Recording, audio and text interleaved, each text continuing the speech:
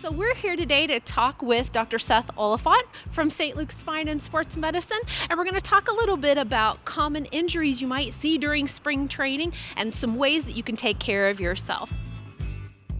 The important thing is to warm up your core, get the blood flowing to your muscles, and that usually entails about a 5 to 15 minute warm-up period of doing some cardiovascular activity like jogging or doing some calisthenics, getting your heart rate up, just breaking a little bit of a sweat to warm up the body to bring that blood flow into the extremities to prepare for exercise.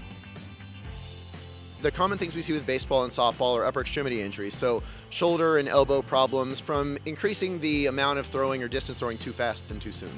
Most of our high school players in the area are probably doing an interval throwing program, but that's what you really want to start working on, is having some sort of a age-appropriate plan to start progressing how much you're throwing, the volume of what you're throwing, and also incorporate plyometric workouts, work on your core strength and explosive movements, because a lot of throwing happens below the shoulders. You need to have a good strong core and strong leg muscles in order to be able to throw appropriately.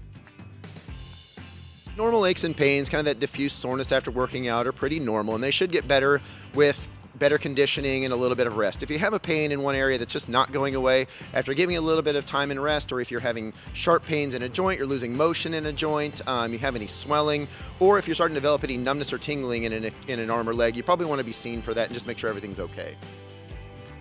We see a lot of people who have maybe old injuries that just haven't healed, or they have new problems related to an old injury. Say they've lost some motion in a joint based on an old sports injury. And a lot of times we can do physical therapy, a home exercise program, or if needed, a little bit of medication or injections.